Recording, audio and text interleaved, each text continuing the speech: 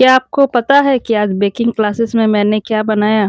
तो चलिए आज आपको भी बताते हैं। तो नमस्कार, आप सभी लोगों का स्वागत है और आज मैंने बनाया है पाइनएप्पल केक। तो आज है बेकरी क्लासेस में मेरा 14वाँ दिन। तो आज हम लोगों ने हम लोगों ने नहीं ये मेरा छूटा हुआ था, तो इसीलिए मैं आज बना रही थी स्ट्रॉबेरी ये फ्लेवर का केक। तो ये केक का ऐसे टेस्ट तो बहुत ही अच्छा था। और अगर ये इसे बनाने का मैं बोलूँ तो मुझे इसे बनाने में इतना ये मतलब क्या बोले, ये जो केक है मैंने किसी बिना हेल्प के ही बनाया है। मेरे शेफ़ ने बिल्कुल इनकार कर दिया कि नहीं, अब आपका 4 से 5 केक बना चुकी हो, अब ये केक खुद से ही बनाओ। और तो फिर बस मैंने भी हिम्मत जुटाई, ब्रेड काटा और फिर बस इसे आइसिंग करने के लिए लग गई। लेकिन गड़बड़ तो होना ही था, ब्रेड मेरा ठीक से कटा नहीं था। फिर उसके बाद मैंने हिम्मत जुटाया, फिर उसके बाद मैंने सोचा छोड़ो, जो हो गया सो हो गया। अब उसके बाद हम लोग उसी में ही आगे अपना काम बढ़ाते हैं।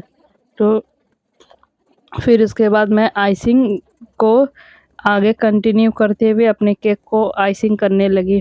लेकिन उसके बीच में भी बहुत सारा मुश्किल आने लगा।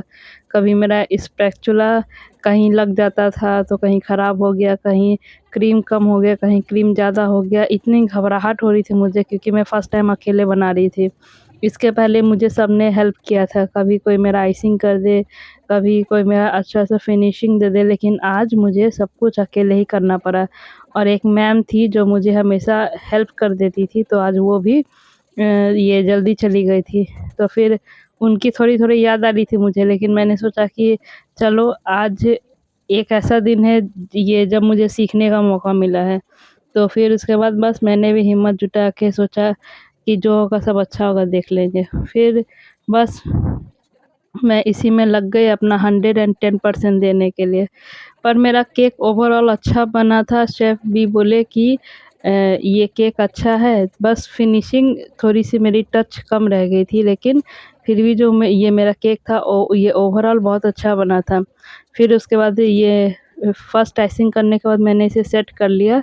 अब मैं इसे सेकंड ये फाइनल कोट करने के लिए लाई थी, तो फिर मुझे ऐसा लगा कि इसे येलो ही कलर से ये मतलब ये फाइनल टच दूँ, पर शेफ़ बोली कि नहीं, पाइनएप्पल केक में मतलब आपको व्हाइट क्रीम से ही करना होता है और ये येलो कलर का आप कलर यूज़ करोगे इसमें, इसको डेकोरेट करने के लिए। तो फिर बस मैंने भी अब स्टार्ट कर दिया।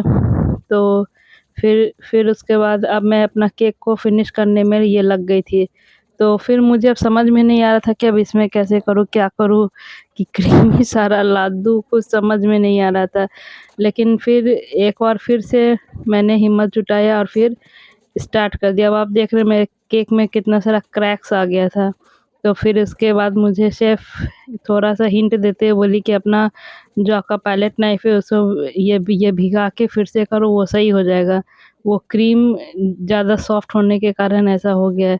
लेकिन फिर भी मेरा जो केक है वो अच्छा हो गया था लास्ट ये होते-होते।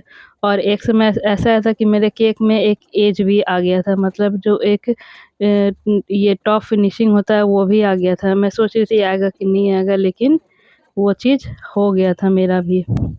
तो बस ऐसे ही ये करते-करते और फिर उसके बाद घर से भी फ़ोन आ गया कि मेरी बेटी है 1 साल की, जो वो रोना चालू कर दी है। अब मेरा दिमाग और नर्वस हो गया कि मैं जल्दी-जल्दी कैसे करूँ? तो फिर कोई नहीं, फिर उसके बाद ये हो ही गया। अब उसके बाद ये मैम की एक तो हेल्पर थी, वो बोल रही थी कि आपका केक थोड़ा ख़राब है, आप इसे और फाइनल टच दो। तो फिर मैंने कहा कि यार मेरे पास अब इतना समय नहीं है, मैं नहीं दे पाऊँगी। मेरी बेटी अब रोना चालू कर दी है।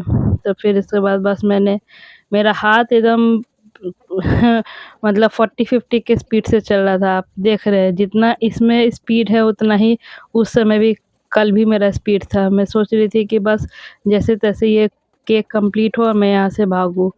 क्योंकि अब जब अपना बच्चा रोता है तो फिर सबको ख़्याल आ जाता है कि नहीं, उसे अब चुप का रहना है।